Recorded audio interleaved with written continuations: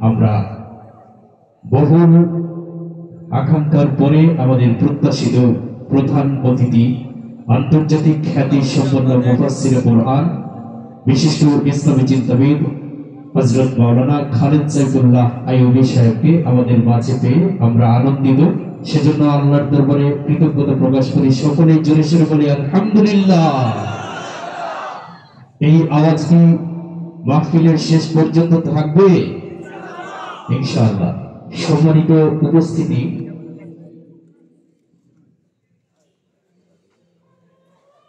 আমরা দেখতে পাচ্ছি ইতিমধ্যে আমাদের মাঝে উপস্থিত হয়েছেন যুক্তরাজ্য প্রবাসী আমাদের আজকের এই তাফসীরুল কোরআন মাহফিলের আমন্ত্রিত অতিথি জনাব তোফাজ্জল আলম তোফায়েল সাহেব।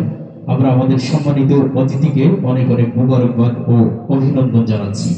সেই সঙ্গে অভিনন্দন জানাচ্ছি যারা আল-হাদী খেদমতে কোরআন পরিষদ এর উদ্যোগে আজকের এই তাফসীরুল কোরআন মাহফিল আয়োজন করতে সহযোগিতা করেছেন। যুবক, বৃদ্ধ, শিশু, কিশোর, এমনকি পর্দার আড়ালের মা বোনেরা যে যেভাবে সহযোগিতা করেছেন, কেউ বুদ্ধি দিয়ে, পরামর্শ দিয়ে, মেধা দিয়ে, শ্রম দিয়ে, সকলের প্রতি আল-হাদী খেদমতে কোরআন পরিষদ অনেক অনেক কৃতজ্ঞ এবং আপনাদেরকে আগামী দিনেও আল-হাদী খেদমতে কোরআন পরিষদ তাদের পাশে পাবে সেই আহ্বান জানাচ্ছি। সম্মানিত হাজিরিন, আমাদের কাঙ্ক্ষিত মেহমান আন্তর্জাতিক খ্যাতি সম্পন্ন মুফাসসিরে কোরআন বিশিষ্ট ইসলামী চিন্তাবিদ আল-হাদী খেদমতে কোরআন পরিষদ সিলেটের উদ্যোগে আয়োজিত নবমবারের মতো আজকের এই তাফসীরুল কোরআন মাহফিলের সম্মানিত প্রধান অতিথি বিশিষ্ট ইসলামী চিন্তাবিদ হযরত মাওলানা খালেদ সাইফুল্লাহ আইয়ুবী সাহেব মঞ্চে উপবিষ্ট হয়েছেন। আমরা এ পর্যায়ে আল-হাদী খেদমতে কোরআন পরিষদ এর আজকের এই মাহফিল ইন্তেজামিয়া কমিটির পক্ষ থেকে আমাদের সম্মানিত প্রধান অতিথি হযরত মাওলানা খালেদ সাইফুল্লাহ আইয়ুবী সাহেবের কাছে অনুরোধ জানাচ্ছি তার গুরুত্বপূর্ণ তাফসীর পেশ করার জন্য। আসসালামু আলাইকুম ওয়া রাহমাতুল্লাহি ওয়া বারাকাতুহু। আলহামদুলিল্লাহ আলহামদুলিল্লাহি ওয়া কাফা ওয়া সালামুন আলা ইবাদিহিল্লাযীনা ইসতাফা। أما بعد فأعوذ بالله من الشيطان الرجيم. بسم الله الرحمن الرحيم. قل هل ننبئكم بالأخسرين أعمالا الذين ضل سعيهم في الحياة الدنيا وهم يحسبون أنهم يحسنون صنعا.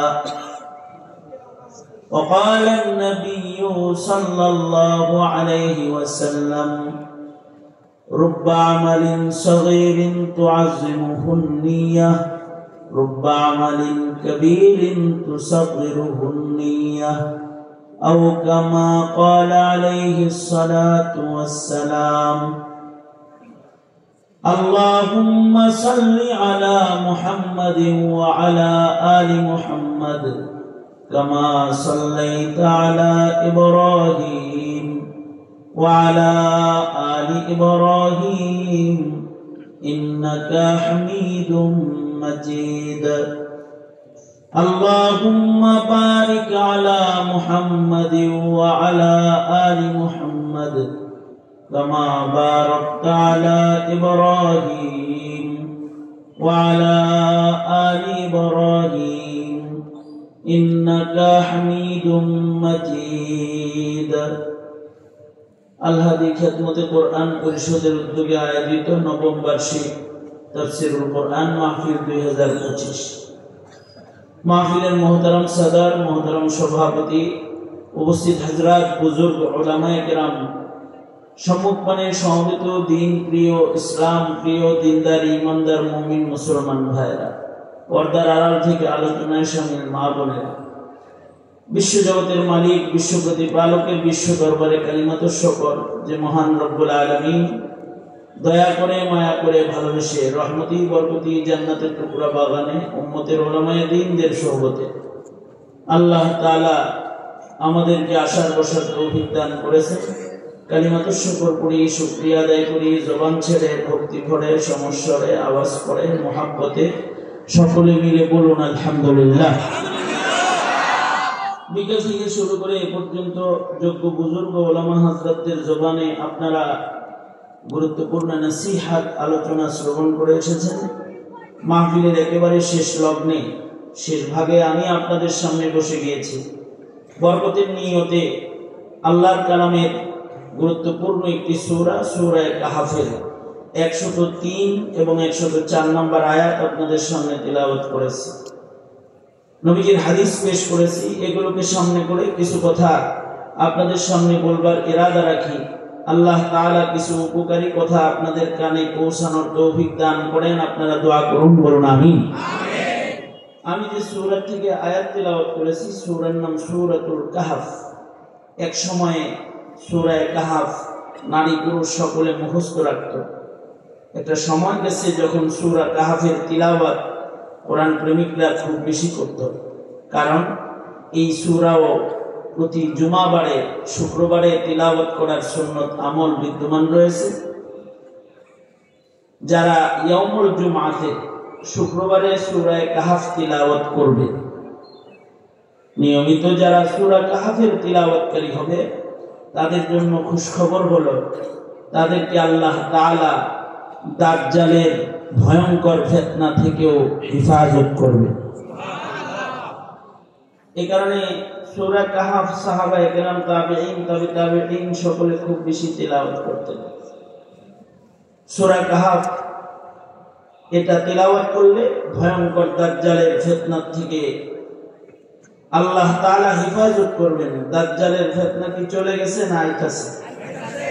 হ্যাঁ, নবীর যুগে তো ১৫০০ বছর আগে, তখন দাজ্জালের ফিতনা আরো দূরে ছিল, এখন তো কাছে। কিন্তু আল্লাহর রাসূল সাল্লাল্লাহু আলাইহি ওয়াসাল্লাম ফিতনায়ে দাজ্জাল থেকে পানাহ চেয়েছেন, আল্লাহর কাছে দোয়া করেছেন, হে আল্লাহ, আপনি আমাকে দাজ্জালের ফিতনা থেকে হেফাজত করেন। আল্লাহর রাসূলের দোয়া, নবীজি দোয়া করেছেন। উম্মতকে দোয়া করার তালিম দান করেছেন, কারণ দাজ্জালের ফিতনা বড় ভয়ঙ্কর ফিতনা। দাজ্জালের ফিতনা এত ভয়ঙ্কর যে দাজ্জাল এক হাতে আগুন, আরেক হাতে পানি, এক হাতে জান্নাত, আরেক হাতে জাহান্নাম নিয়ে আগমন করবে। তার কাছ থেকে যারা পানি পান করবে, তার অনুগত যারা হবে, তার জান্নাতের দিকে যারা অগ্রসর হবে, তারা দোজখে পড়ে যাবে। আর যারা অটল ঈমান নিয়ে দাঁড়িয়ে থাকবে, দাজ্জালের আগুনে যারা প্রবেশ করবে, তারা আল্লাহর জান্নাতে প্রবেশ করবে। দাজ্জাল এত বড় ভয়ঙ্কর ফিতনা হবে যে সে মানুষকে কতল করবে, আবার মানুষকে জীবিত করবে। মানুষের সামনে গিয়ে বলবে, তোমার মা বাবা মারা গেছে, অনেক দিন হয়েছে, দেখতে মনে চায় না? তোমার মা বাবা কার দেখতে মনে না চায়? দাজ্জাল মৃত পিতা মাতার জিয়ারত সন্তানকে করাইয়া দিবে, কারণ ইবলিস তার অনুগত হবে। ইবলিসকে সে আদেশ করবে যে তার পিতা মাতার আকৃতিতে তার সামনে দাঁড়িয়ে যাও, তো মা বাবার জিয়ারত করাবে। এগুলো দেখে অনেকে দাজ্জালের দলে চলে যাবে। যারা দাজ্জালের দলে চলে যাবে, তারা দোজখে পড়ে যাবে। আর সূরা কাহফ তিলাওয়াতকারী খাঁটি মুমিন যারা, তারা দাজ্জাল দেখে বলতে থাকবে, এতদিন পর্যন্ত ছিল ইলমুল ইয়াকিন, মানব আলেমদের মুখ থেকে শুনেছি দাজ্জাল তুই বড় ফিতনা আইবি, কিন্তু এখন চোখে দেখলাম আয়া মুসাস, এখন হয়ে গেছে আইনুল ইয়াকিন। এতদিন ছিল ইলমুল ইয়াকিন, এখন হইছে আইনুল ইয়াকিন। যত কিছুই দেখাস তোরে চিনা ফেলাইছি, আল্লাহ ছাড়া আর কোনো ইলাহ নাই। এই কথা যারা বলবে, তারা দাজ্জালের হাতে তারা শহীদ হইলেও সাথে সাথে তারা আল্লাহ পাকের জান্নাতে প্রবেশ করবে। সুবহানাল্লাহ। ফিতনায়ে দাজ্জাল কঠিন ফিতনা। এই ফিতনায়ে দাজ্জাল থেকে বাঁচতে নিজের সন্তানদেরকে দোয়া শিক্ষা দেওয়া চাই, কারণ কিয়ামত নিকটবর্তী। প্রজন্মকে শিক্ষা দেওয়া চাই যে তোমরাও দোয়া করো, আল্লাহুম্মা ইন্নী আউযু বিকা মিন মাসিহিদ দাজ্জাল, হে আল্লাহ আপনি আমাকে দাজ্জাল থেকে হেফাজত করেন, দাজ্জালের ফিতনা থেকে আমি পানাহ চাই। ফিতনা বড় ভয়ঙ্কর জিনিস, ফিতনা না চিনলে সমস্যা। আল ফিতনাতু আশাদ্দু মিনাল কাতল, হত্যাকাণ্ড যতটা ভয়ঙ্কর তার চেয়ে ফিতনা বেশি ভয়ঙ্কর। এই কারণে আল্লাহর রাসূল ফিতনা থেকে বাঁচার দোয়া শিখাইছেন, বলেছেন তোমরা ফিতনা থেকে বাঁচার জন্য দোয়া করো, আল্লাহুম্মা ইন্না নাউযু বিকা মিনাল ফিতান, আল্লাহুম্মা ইন্না নাউযু বিকা মিনাল ফিতান মা যাহারা মিনহা ওয়া মা বাতান। আল্লাহর রাসূল দোয়া শিখাইছেন যে দোয়া করো, হে আল্লাহ দাজ্জাল থেকে পানাহ চাই, ফিতনা থেকে পানাহ চাই। যে ফিতনা বুঝে আসে, যেটা বুঝে আসে না, প্রকাশ্য ফিতনা, গোপন ফিতনা, সব ফিতনা থেকে তোমার কাছে পানাহ চাই। এই দোয়া উম্মতকে আল্লাহর রাসূল শিক্ষা দিয়েছেন। দোয়া করব, হে আল্লাহ আমাকে সকল প্রকারের ফিতনা থেকে আপনি হেফাজত করেন। আমাদের বুজুর্গরা বলেন যারা প্রতিদিন সূরা কাহাফ তিলাওয়াত করবে, আরে একটু স্পষ্ট করো ভিতর কি কোকমা, যারা প্রতিদিন সূরা কাহাফ তিলাওয়াত করবে তাদেরকে আল্লাহ তাআলা সকল প্রকারের ফিতনা থেকে হেফাজত করবে। সুবহানাল্লাহ, আওয়াজ করে বলেন সুবহানাল্লাহ। যেমন ফিতনায়ে হাসিনা, এটা একটা ফিতনা। এই ফিতনা যারা না চিনছে ওরা মরছে। যেমন এই ফিতনা সালমান এফ রহমান চিনে নাই, এত কিছু বোঝার পরও বেচারা এখন জেলখানায় শীত গুনতেছে আর জেলের ভাত খাইতেছে। যেমন এই ফিতনাকে কালামানিক চিনে নাই, সে বিচারপতির চেয়ার থেকে নাই মা কলা পাতায় শুইছে, ঠিক না? আওয়ামী লীগ ফিতনা, এটাকে যদি কেউ না চিনে তাহলে স্বাধীনতা ভারতের কাছে বিক্রি হয়ে যাবে। এটাকে যদি কেউ না চিনে, এই আওয়ামী লীগ ফিতনাকে যদি কেউ না চিনে, তাহলে মুসলমানের ঘরে হিন্দুর সন্তান জন্মগ্রহণ করবে, হিন্দুত্ববাদ জন্মাবে। ফিতনা, ফিতনা চিনতে হয়, ফিতনা চিনাইতে হয়, প্রজন্মকে ফিতনা সম্পর্কে সতর্ক করতে হয়। হাসিনার ফিতনা থেকে তারাই বাঁচতে পারছে বেশি যারা সূরা কাহাফ পড়েছে অথবা সূরা কাহাফ যারা পড়ে তাদের সাথে চলাফেরা করেছে, তাদেরকে আল্লাহ তাআলা হাসিনা ফিতনা থেকে হেফাজত করেছে।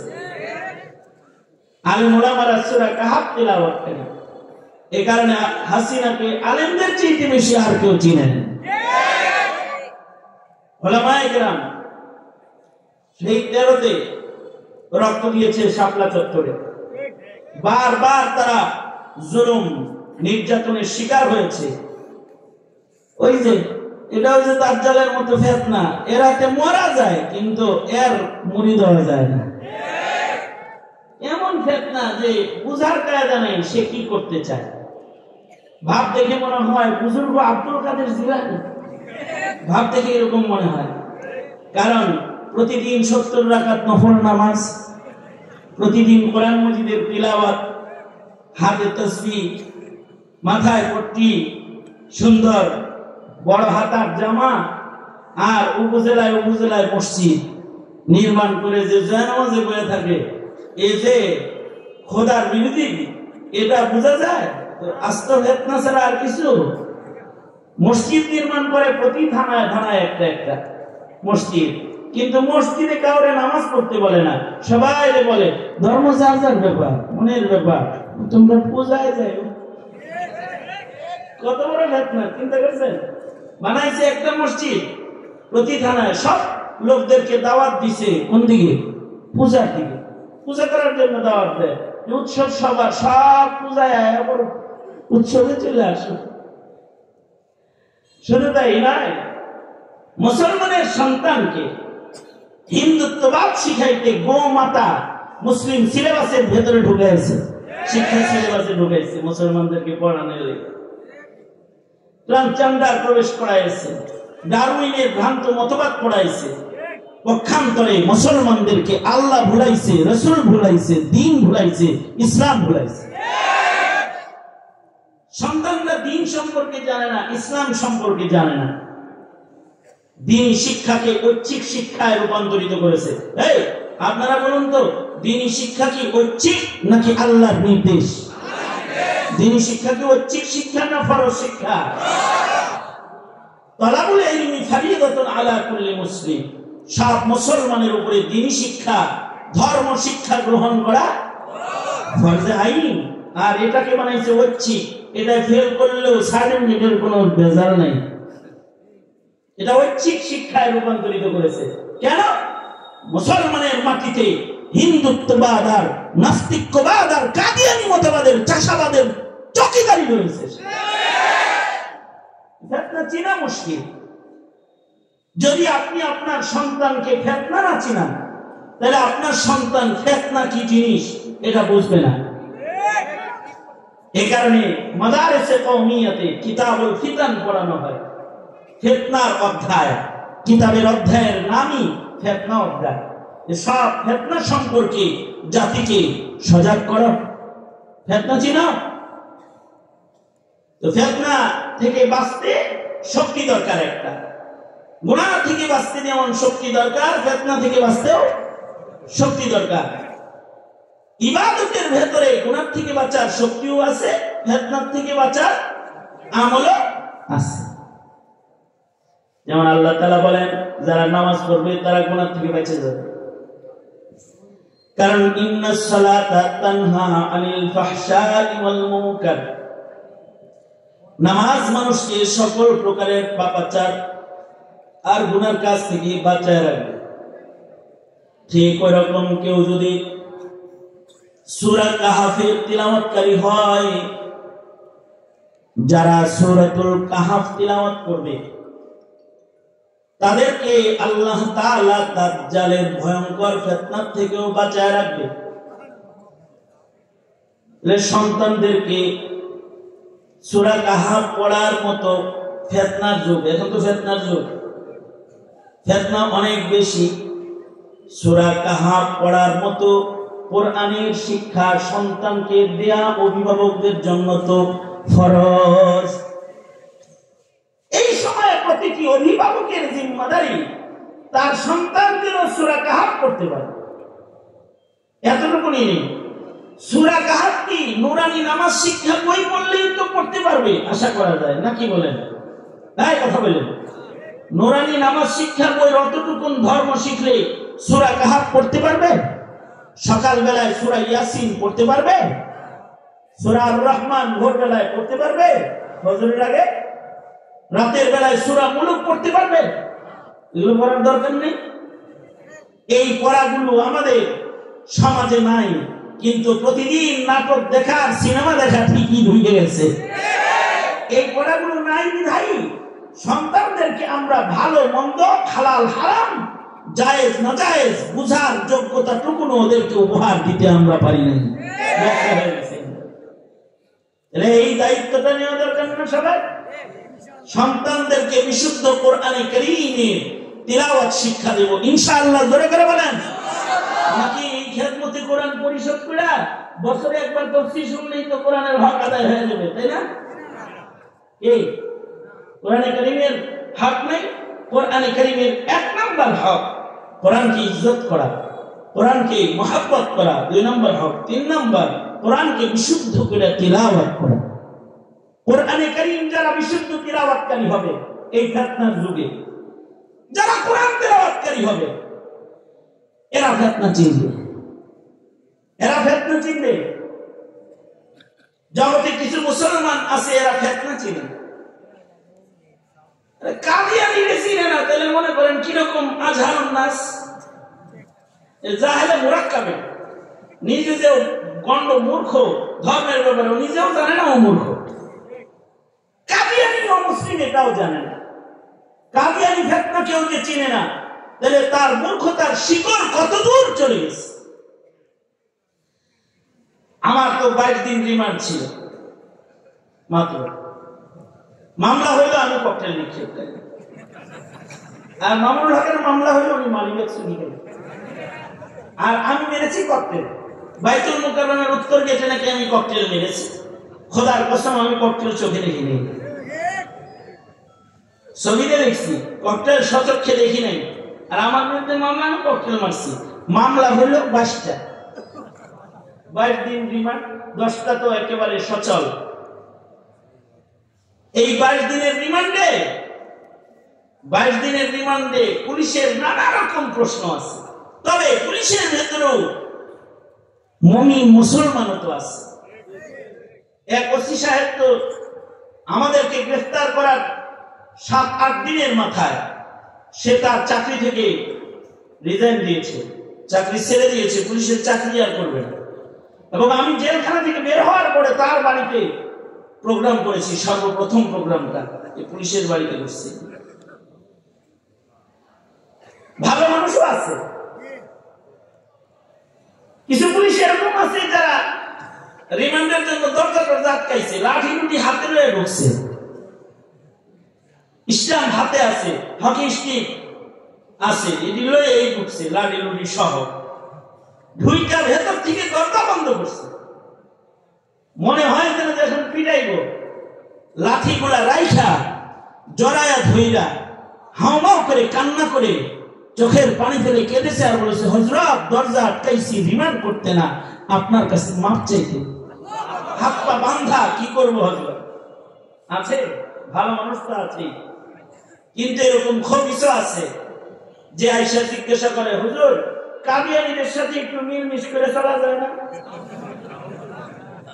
তার মানে এটা এমন বড় মূর্খের মূর্খ, কাদিয়ানী যে কাফের এটাও জানে না। আমি জিজ্ঞেস করলাম, কাদিয়ানী কাফের, কাফেরের সাথে আবার মিলমিশ করার পদ্ধতি কি?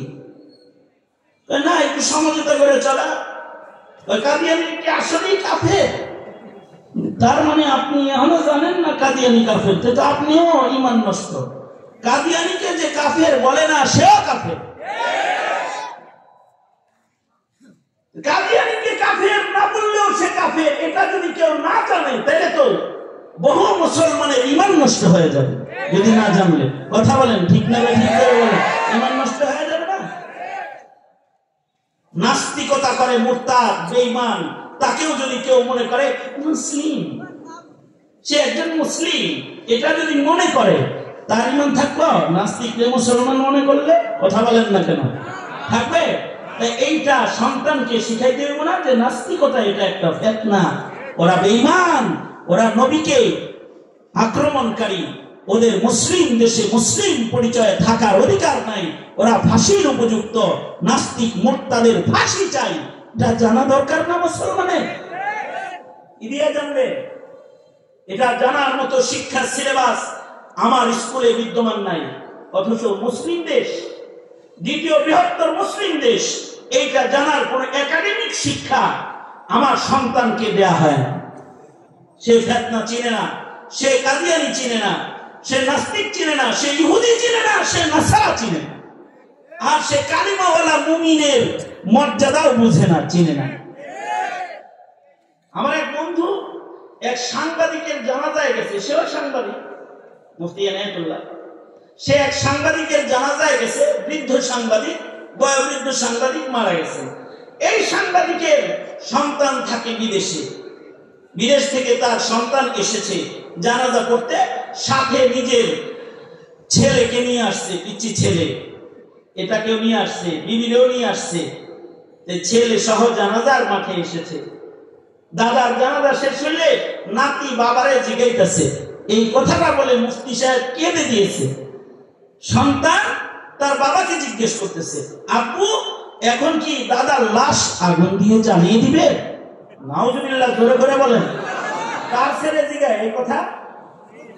কার ছেলে জিগায়?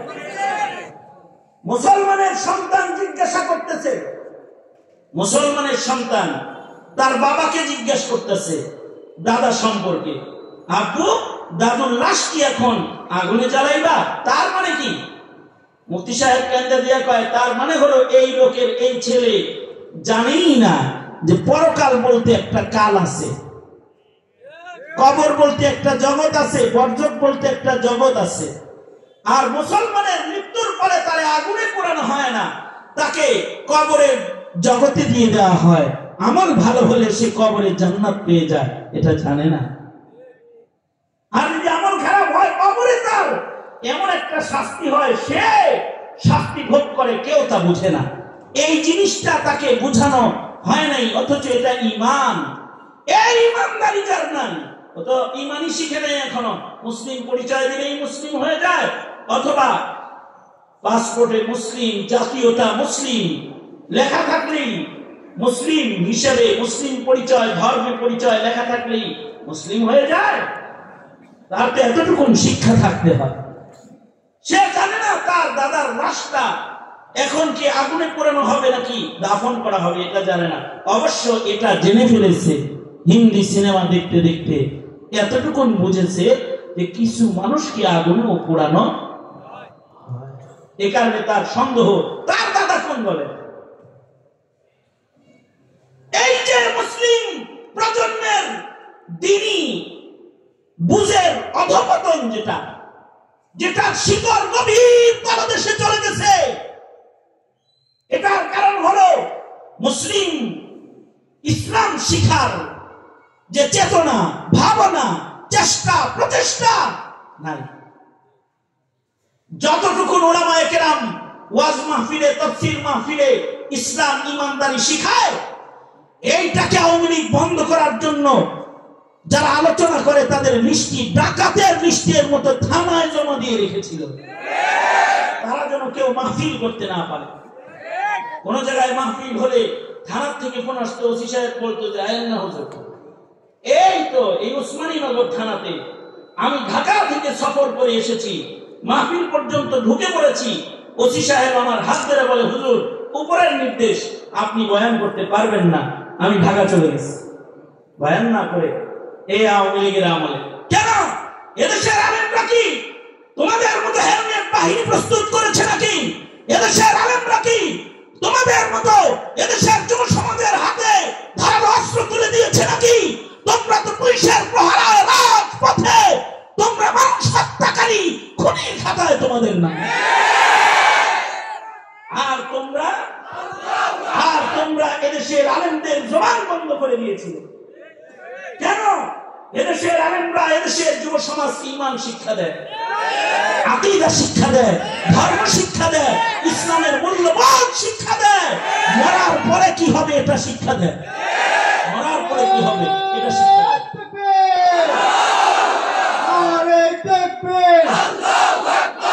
কোরআনের শত্রুরা, বিশ্বনবীর শত্রুরা, শাহজালালের তরুণ,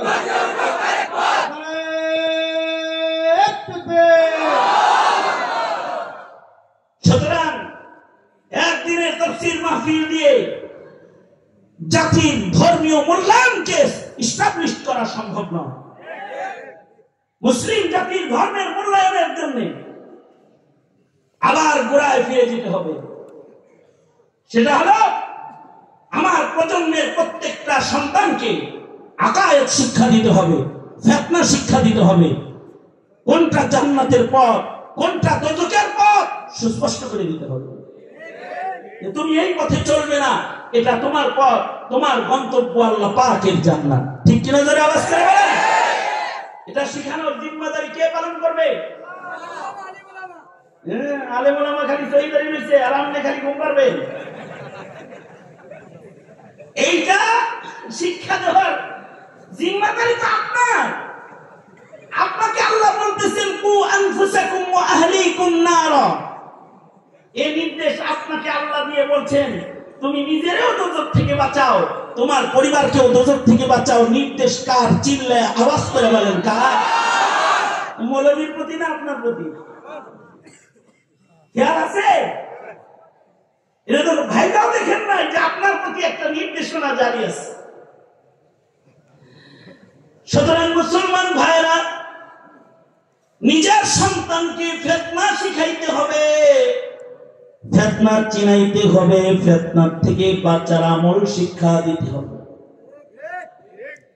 ফিতনার পরিচয় তুলে ধরতে হবে, খাঁটি মুমিনের গুণ, খাঁটি মুসলমান কাকে বলে যতক্ষণ পর্যন্ত শিক্ষা না দেওয়া হবে ততক্ষণ পর্যন্ত খাঁটি মুমিন হইবার চেষ্টা কিন্তু তার ভেতরে আসবে না। এটা মুমিনের ব্যক্তি জীবন থেকে শুরু করে রাষ্ট্র জীবন পর্যন্ত তার আদর্শিক অবস্থানটা কি, এটা যদি মুমিনকে শিখায় না দেওয়া হয় এই মুমিন তার ঈমান রক্ষা করতে পারবে না।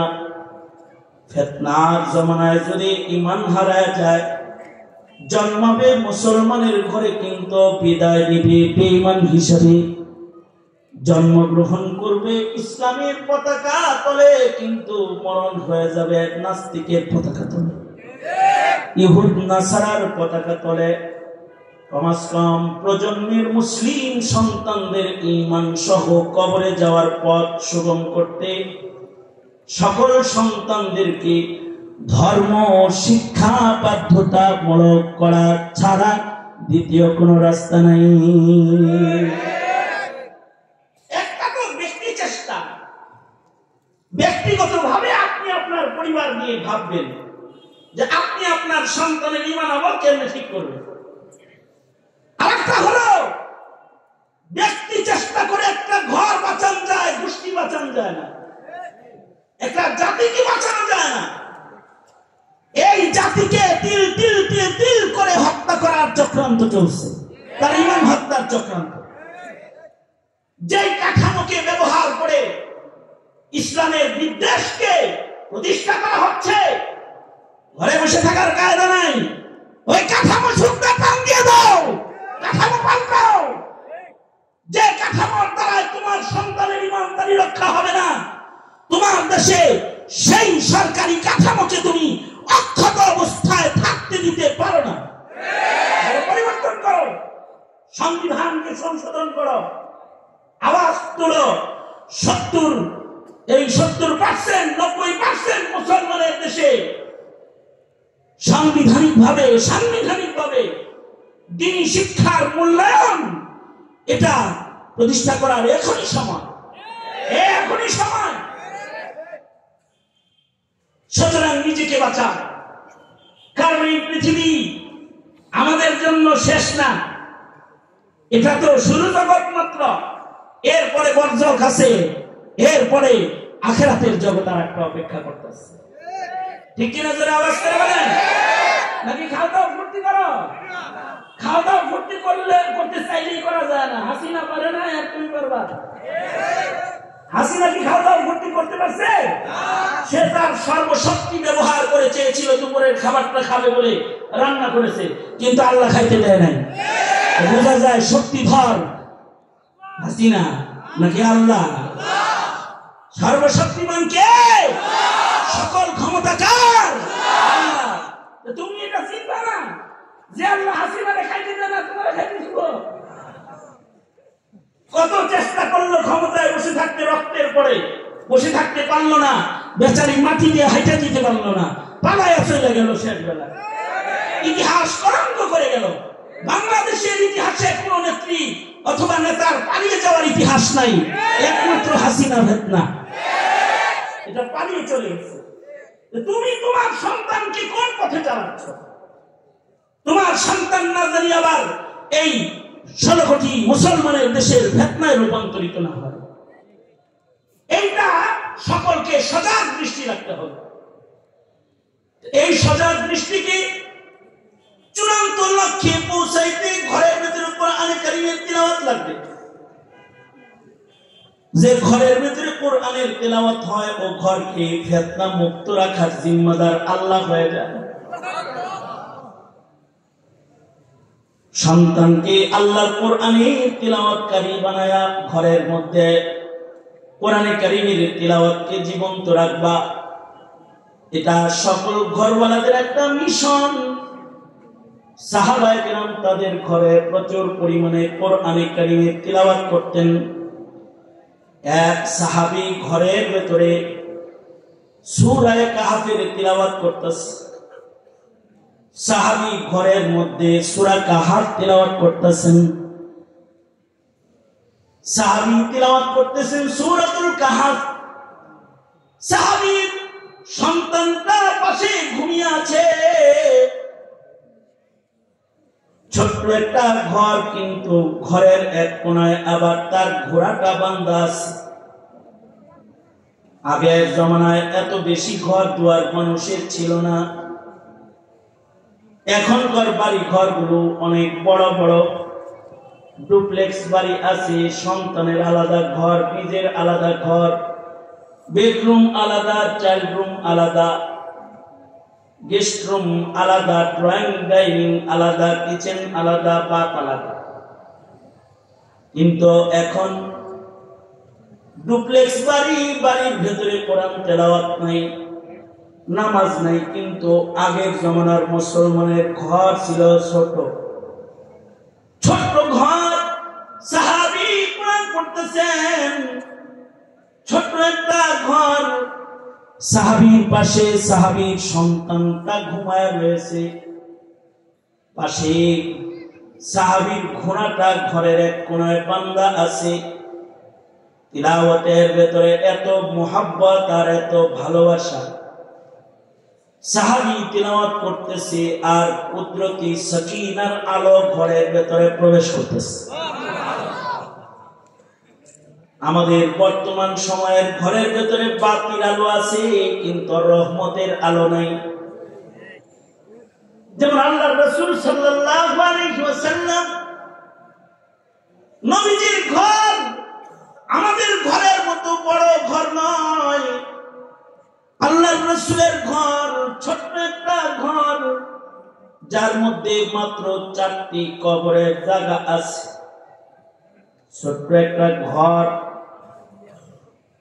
ঘরের ভেতরে বাতি পর্যন্ত নাই। উম্মুল মুমিনিন বলেন, নবীজি ঘরের ভেতরে নামাজ পড়তেন, অন্ধকারে দাঁড়ায় দাঁড়ায় নামাজ পড়তেন। আমি নামাজরত সরওয়ারে তো আলম নবীর যায় নামাজের উপরে যায় শুয়ে থাকতাম, কারণ ঘরের ভেতরে বাতি নাই, কুপিতে তেল নাই। সাইয়্যিদুল মুরসালিন নবীর ঘরে বাতি নাই মাসের পর মাস। হযরত উম্মুল মুমিনিন আয়েশা বলেন, সরওয়ারে তো আলম মুহাম্মদুর রাসূলুল্লাহ সাল্লাল্লাহু আলাইহি ওয়াসাল্লাম নবীজির ঘরে শুধুই মাত্র বাতিতে তেল নাই তা না। উম্মুল মুমিনিন বলে, মাসের পর মাস চলে যেত, আমাদের ঘরের চুলায় আগুন জ্বলত না। সাহাবী জিজ্ঞেস করে, উম্মুল মুমিনিন, মাসের পর মাস চুলায় আগুন জ্বলত না, আপনারা তখন কি খেতেন? আপনাদের সংসার কিভাবে চলত? উম্মুল মুমিনিন আয়েশা সিদ্দিকা বলেন, কখনো কখনো কিছু খেজুর বাহির থেকে আমাদের ঘরে হাদিয়া আসত। একটা খেজুর, এক গ্লাস পানি আমার আর আমার নবীর খাবার দিনের। কখনো কখনো একটা খেজুরকে 2 ভাগ করে অর্ধেক আমি খাতাম আর অর্ধেক হাবিবুল্লাহ খেতেন। 1 গ্লাস পানি পান করে আমাদের দিন পার হয়ে যেত। কখনো কখনো ক্ষুধার যাতনায় পেটে পাথর বাঁধা লাগত। হাবিবুল্লাহ মুহাম্মদুর রাসূলুল্লাহ সাল্লাল্লাহু আলাইহি ওয়াসাল্লাম, তোমার আমার নবী, তোমার আমার সরদার, তিনি যদি দোয়া করতেন, আল্লাহ আল্লাহ গো, তুমি উহুদ পাহাড় আমার জন্য স্বর্ণ বানায় দাও, তো উহুদ পাহাড়কে আল্লাহ তাআলা তার বন্ধুর জন্য স্বর্ণ রূপান্তরিত করতেন। কিন্তু সেই রহমাতুল লিল আলামিন সাইয়্যিদুল মুরসালিন নবীর ঘরে বাতি নাই, চুলায় আগুন নাই, ফার্নিচার নাই, সুন্দর ডেকোরেশন নাই, কিন্তু নবীর ঘরে লম্বা লম্বা নামাজ আছে। হযরত আয়েশা বলেন, অন্ধকারের ভেতরে রাতে রাসূল নামাজে দাঁড়িয়ে যেতেন। কখনো এক এক রাকাতে 3 পারা 4 পারা কোরআন নবী তেলাওয়াত করতেন। কখনো কখনো আল্লাহর রাসূল এই অন্ধকার ঘরের ভিতরে সিজদা দিয়া কাঁদতেন। নবীর চোখের পানিতে জায়নামাজ মুসাল্লা ভিজা যাইত। ঘুমন্ত অবস্থায় আমার হাত ভিজা বিছানায় পড়লে ভাবতাম মশকের পানি পড়েছে, কিন্তু খেয়াল করে দেখি নবীজি সেজদারত কাঁদতেছে, এগুলো নবীর চোখের পানি। কান মুখের কাছে নিলে আওয়াজ পাওয়া যেত আল্লাহর রাসূল উম্মতি উম্মতি বলে সারা রাত কাঁদতেছে। কখনো কখনো উম্মতের নাজাতের জন্য আল্লাহর রাসূল এত লম্বা সিজদা দিতেন, ঘরের ভেতরে এত লম্বা সিজদায় নবীজি পড়ে থাকতেন। হযরত আয়েশা বলেন, আমার ভয় হইতো না জানি সিজদারত আল্লাহর রাসূল ইন্তেকাল করেছেন। আমি পরীক্ষা করার জন্য নবীজির পায়ের আঙ্গুলি ধরে নড়াচড়া দিলে নবীজি পা শক্ত করে ধরতেন। তখন আমি বুঝতাম নবীজি বেঁচে আছেন, কিন্তু লম্বা সিজদা দিয়া নবীজি উম্মতের জন্য সারা রাত কেঁদেছেন। সারা রাত ঘরের ভেতরে সিজদা দিয়েছেন, লম্বা সময় ঘরে নামাজ পড়েছেন। যাদের ঘরে লম্বা নামাজ আছে, যাদের ঘরের মধ্যে রাতের আধারে মুসাল্লায় সিজদা আছে, এই ঘরগুলোর মালিকের নাম আসমানে আল্লাহ তাআলার গোলামের যে খাতাটা আছে, ও খাতার ভেতরে আল্লাহ তাআলা তুলে দেয়। বর্তমান জমানায় দামি ঘর বানাইলে গ্রিনিজ বুকে তার নাম উঠে যায়। শাহজাহান তাজমহল নির্মাণ করে তার নাম গ্রিনিজ বুকে চলে গেছে। আল্লাহর একটা গ্রিনিজ বুক আছে, যেটা বান্দার নির্বাচিত নামের বুক। ওই বুকের মধ্যে কিছু গোলামের নাম মহান আল্লাহ নিজের কুদরতি কলম দিয়ে নিজের কিছু গোলামের নাম লেখে, যে বুকটার নাম ইবাদুর রহমান, যে বইয়ের নাম রহমানের গোলামের খাতা। এই খাতার ভেতরে আল্লাহ তাআলা ওই সকল বাড়িওয়ালাদের নাম ও খাতার ভেতরে আল্লাহ তাআলা উঠায় দেয়। ওয়াল্লাযীনা ইয়াবিতুনা লিরাব্বিহিম সুজদান ওয়া কিয়ামা, যারা তাদের ঘরের জিন্দেগিতে রাতের বেলার নামাজ পড়ে, সিজদা করে, ঘরের ভেতরে আল্লাহকে ডাকাডাকি করে। অর্থাৎ যে ঘরের ভেতরে সিজদা আছে, যে ঘরে রাতের নামাজ আছে, এই ঘরের মালিকগুলোর নাম মহান আল্লাহ আসমানে তার বান্দার খাতার ভেতরে উঠায় দেয়। কিন্তু তুমি ঘর বানালে, এই ঘরে আর্কিটেক্ট ডিজাইন আছে, সুন্দর ফার্নিচার আছে, ক্যালিগ্রাফি আছে, সুসজ্জিত ঘর, কিন্তু এই ঘরটা এত নোংরা যে এই ঘরের ভেতরে রহমতের জিনিসটা ঢুকে না। আমি এক বড়লোক মানুষের বাড়িতে দোয়ার জন্য গেছি, আমাকে নিয়ে গেছে মুসল্লি, কোটি টাকার সৌন্দর্যমণ্ডিত শুধু সাজসজ্জা, আর্কিটেক্ট ডিজাইন যেটা করেছে ডুপ্লেক্স বাড়ি, এতে কোটি কোটি টাকা খরচ হয়েছে। আমাকে নিয়ে বলে, হুজুর ঘরটা কেমন হলো? আমি বললাম, মারাত্মক হয়েছে, আল্লাহ যেন এই ঘরের ভিতরে আপনাকে মৃত্যু না দেয়। কোন কি হুজুর? না, কোনো মসজিদে বললে ভালো। কারণ হলো আপনার ঘরটা সুন্দর বটে, কিন্তু আপনি আপনার কারুকার্যের ভেতরে এমন কিছু এই ঘরের ভেতরে করেছেন, যার কারণে এই ঘরে শয়তান ছাড়া কোনো ফিরিস্তা ঢোকার কোনো সম্ভাবনা নেই। একমাত্র আযাবের ফিরিস্তা ঢুকবে, রহমতের ফিরিস্তা ঢুকবে না। কারণ আপনি যে এই যে বাঙালি বধূ কলসি কাঠের কাতার করেছেন, ডিজাইন করে কাঠের ডিজাইন করলেন, এইটা লক্ষ লক্ষ টাকা খরচ করলেন। আবার কৃষক মাথায় মাথায় দিয়ে ধান বুনতেছে, এটা ডিজাইন করলেন ঘরের ভেতরে। এই মূর্তিগুলো একে কি উদ্দেশ্যটা কি? না, আমি বাঙালি সংস্কৃতির স্মরণ করাই, আধুনিক যুগে বাঙালি সংস্কৃতির স্মরণ। আমি তো এই স্মরণ করাইতে যে নিজের ঘরটাকে মূর্তি সজ্জিত বানালেন, এটা খেয়াল করবেন না। এখন তো ঘরে রহমতের ফিরিস্তা ঢুকবে না, আপনি বললে তো এখানে রহমতের ফিরিস্তাই না।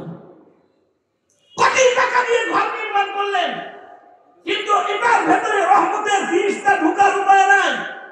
এমন সুসজ্জিত ঘর, যে ঘরে টিভির অভাব নাই, ক্যামেরার অভাব নাই, ওয়াইফাই কানেকশন সব কিছু আছে, কিন্তু আসমানি কোনো কানেকশন নাই, নামাজের কানেকশন নাই, রোজার কানেকশন নাই। আমি ওনার টয়লেট দেখলাম, বাথরুম দেখলাম, বাথরুমের ভেতরে দেখলাম, বাথরুমের ভেতরে আবার শুয়ে গোসল করার জায়গা বিরাট বড়। আর একটা বানানো আছে, কি কয় আল্লাহ জানে। এইটা দেয়া আছে, তার ভেতরে আবার আধুনিক, এটা সুইচ দিলে পানি বেরিয়ে যাবে, সুইচ দিলে ঠান্ডা পানি ঢুকবে, গরম পানি ঢুকবে, শ্যাম্পু দেওয়া আছে, শ্যাম্পু ঢুকবে, আমি বিভিন্ন স্টাইলে গোসল করবে। এই জায়গা তো ঘরের ভেতরে আছে, কিন্তু তার ঘরের ভেতরে দোয়া কালাম পরে একটু ওযু করার ওযুর জায়গা নাই। ঘরের ভেতরে ওযু করার জায়গা নাই। যেই ঘরে ওযুর জায়গা নাই, অথবা নামাজের মুসাল্লা বিছানোর প্রেয়ার রুম নাই, বাথরুম আছে, ড্রেসিং রুম আছে, ড্রয়িং রুম আছে, কিচেন রুম আছে, সব রুম আছে, প্রেয়ার রুম নাই, এমন ঘরের ভেতরে তো নামাজ হবে না। এমন ঘরের ভেতরে হবে সিনেমা, নাম হবে মুসলমানের ঘর, কিন্তু কাজে কর্মে হবে ইহুদ আর নাসারার ঘর। ঠিক কিনা? জোরে আওয়াজ করে। তাহলে আপনি ঘর বানান, কিন্তু আপনার ঘরটা যেন ইবাদতের ঘর। আপনার সন্তান যেন ঘরে আপনাকে ইবাদত করতে দেখে, আপনার বিবিকে যেন আপনার মেয়েটা ইবাদত করতে দেখে। এমন একটা পরিবেশ যদি ঘরে কায়েম না করেন, শুধু রাষ্ট্রের উপরে ধর্ম শিক্ষার দায়ভার দিয়ে নিজে ও নিজের প্রজন্মকে দোজখের আগুন থেকে বাঁচান যায় না জনাব। মনে রাখবেন, নিজের চেষ্টা রাখবে তো। আল্লাহর রাসূলের ঘরের দিকে একটু তাকাই। আল্লাহর রাসূলের ঘরের মধ্যে বাতি নাই, নবীর ঘরে শুধু বাতি নাই তা না, লিখে রাখার মতো তথ্য তোমরা যারা স্কুল কলেজের ছাত্র লিখে রাখতে পারো। সেটা হলো মসজিদের নববীতে 9 হিজরি পর্যন্ত কোনো বাতি ছিল। কত হিজরি পর্যন্ত? 9 হিজরি পর্যন্ত মসজিদের ভেতরে, মসজিদের নববীতে কোনো বাতি ছিল না। অথচ মসজিদের নববীর ইমাম মুহাম্মদুর রাসূলুল্লাহ সাল্লাল্লাহু আলাইহি ওয়াসাল্লাম, আর এই মসজিদের মুসল্লি হলেন আবু বকর, ওমর, ওসমান, আলী, সাহাবায়ে কেরাম, আব্দুর রহমান বিন আউফ, আব্দুল্লাহ ইবনে আব্বাস, ইবনে মাসউদ। এরা হলেন মসজিদের মুসল্লি, যাদের সিজদার ওজন এত। ডক্টর ইকবাল বলে, এই সাহাবীদের সিজদার ভারে মসজিদ থরথর করে কাঁপত। মসজিদে শুধু বাতি নাই তা না, মসজিদের ভেতরে বিছানা ছিল না, বিছানা ছিল না, মাটির ভেতরে নামাজ হতো। হাদিসে আছে একবার হযরত আলী আর হযরত ফাতেমা দুজনে ঝগড়া লাগছে। ঝগড়া লাগিয়া হযরত আলী নিজের রাগ গুচ্ছাকে নিয়ন্ত্রণ করতে ঘর থেকে বেরিয়ে গেছেন। বেরিয়ে গিয়ে মসজিদে যায় শুয়ে গেছে। কারণ রাগ যখন খুব বেশি উঠে যায় তখন শোয়া নিয়ম। রাগ উঠলে শোয়ার থেকে বহে, আর উঠলে বসার থেকে।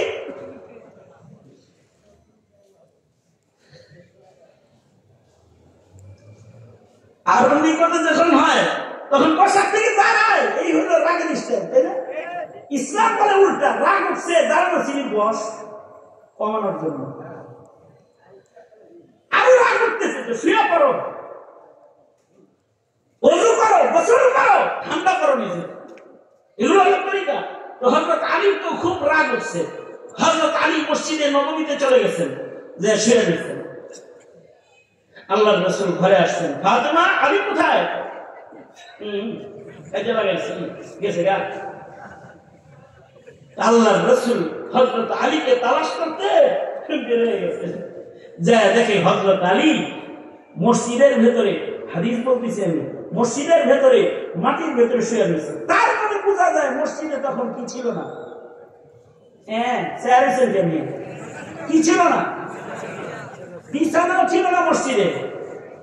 মসজিদের ভিতরে বালুর ভিতরে শুয়ে রয়েছে, মসজিদ নববীর ভিতরে। আর আল্লাহর রাসূল যে হযরত আলীকে ডাক দিতেছে, কি বলে ডাক দেয়? ইয়া আবা তুরাব। হযরত আলীর কুনিয়াত হলো আবুল হাসান, হাসানের বাপ, কিন্তু নবীজি বলে ইয়া আবা তুরাব। ওই গায়ের ভিতরে বালুগুলি লেগে রয়েছে, ঘোরাঘুরি করছে যে লাগে মসজিদে, গায়ে তো মাটি লেগে রয়েছে।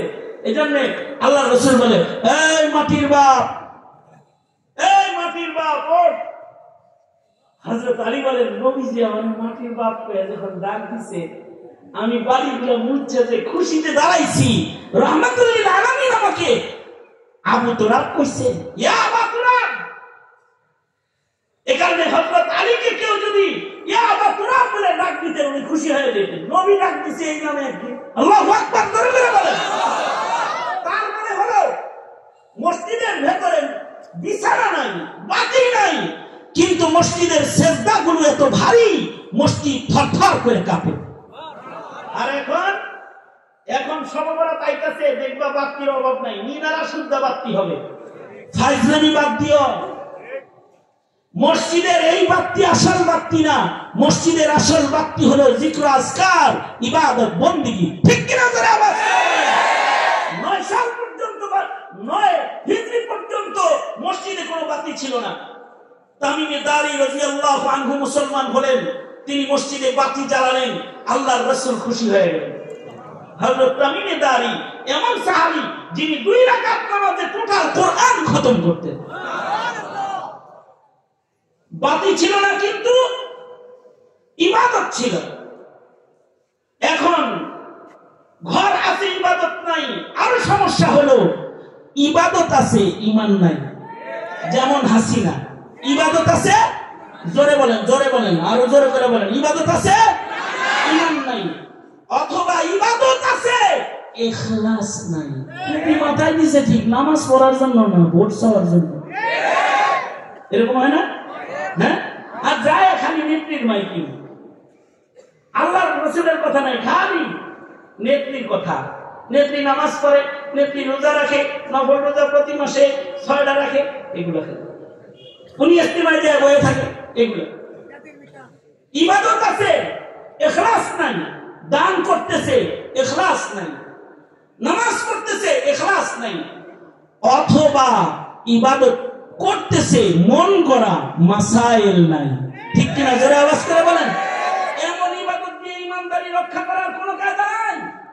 ওই কথাটাই আল্লাহ তাআলা বলতেছেন, কুল হাল নুনাব্বিউকুম বিল আখসারিনা আ'মালা আল্লাযীনা দাল্লা সা'য়ুহুম ফিল হায়াতিদ দুনিয়া ওয়া হুম ইয়াহসাবুনা আন্নাহুম ইহসিনুনা সুনআ। বন্ধু, তাদের ব্যাপারে বলে দেন যারা ইবাদত অনেক গুণে কিন্তু ইবাদত নষ্ট হয়ে গেছে। মসজিদ গুণে মসজিদ নষ্ট হয়ে গেছে, নামাজ গুণে কিন্তু নামাজ নষ্ট হয়ে গেছে। নিজে নিজে হিসাব করে অনেক রোজা করছে, কিন্তু রোজা নষ্ট করে ফেলেছে।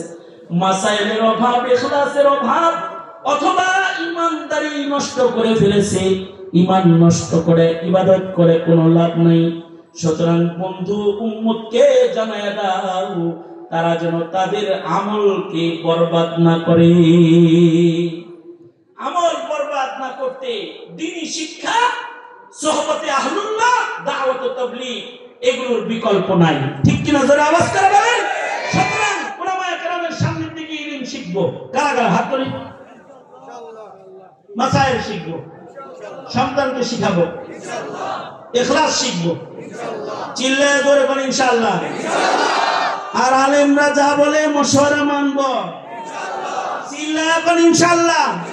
সুতরাং আলেম নাই যেখানে, এমনি এমনি বলেন, এমনি এমনি বলেন, আলেম ওলামা নাই যেখানে আমরা নাই সেখানে, আলেম আছে যেখানে আমরা আছি সেখানে, ইনশাআল্লাহ বলেন।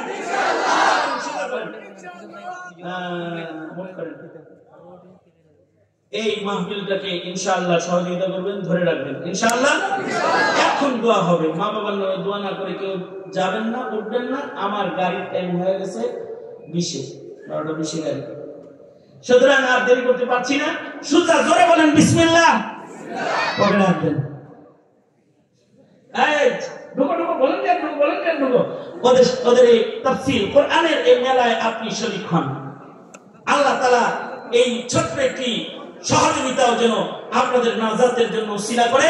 বিশেষভাবে আমাদের তুফাইল ভাই, উনি আমার 2010 সাল থেকে আমার বয়ানের ভক্ত।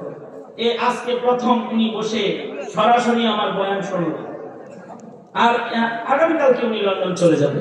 এই মাহফিলকে কেন্দ্র করে ওনার দেশে অবস্থান করা এই সময় আজকে, এবং মাহফিলে উনি যথেষ্ট ব্যস্ততার ভেতর দিয়েও সময় দিয়েছেন মাহফিলে আপনাদের সাথে শরীক থাকতে, এবং এই প্যান্ডেল মাইক এগুলোর ইন্তজাম করে দিয়েছেন। আশাবাদী ওদের এই কোরআনের আয়োজনে আগামীতেও তুফাইল ভাই সাথে থাকবেন ইনশাআল্লাহ।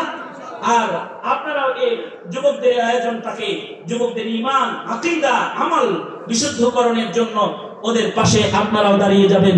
সমাজ সংশোধনে, ধর্মীয় আলোচনা, কোরআন কারীমের তাফসীর এবং ঈমান এবং আকীদা শিক্ষায় এর অনেক বড় অবদান রয়েছে। এই অবদানের কারণেই একটা মূর্তিও কোনো হুজুরের ভাঙতে হয় নাই। হুজুর বড় বক্তরাই ভেঙে সব শেষ দিয়ে দিছে 24 ঘন্টার ভেতরে।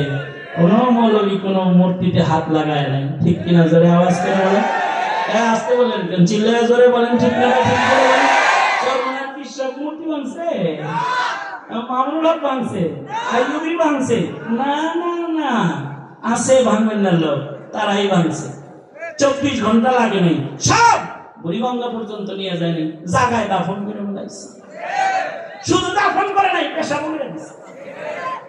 আল্লাহ তাআলা বুঝার তৌফিক দান করে। এই দেশ হিন্দুত্ববাদ প্রতিষ্ঠার দেশ না, এটা কোরআনের দেশ, এটা সুন্নাহর দেশ, এটা সর্বকোটি মুসলমানের দেশ। আচ্ছা, প্রয়োজনে রক্ত দেব, ঈমান দেব না, স্বাধীনতা কাউকে দিব না, ইনশাআল্লাহ করে বলেন। আছেন তো ইনশাআল্লাহ? আল্লাহ তাআলা তৌফিক দান করে। ওই যে মুগ্ধরা মুগ্ধ ছাড়ায় চলে গেছে, সারা জনম জাতি ওদের কথা বলবে। আবু সাঈদ এই মাটির জন্য বুক টান করে রক্ত দিয়ে গেছে।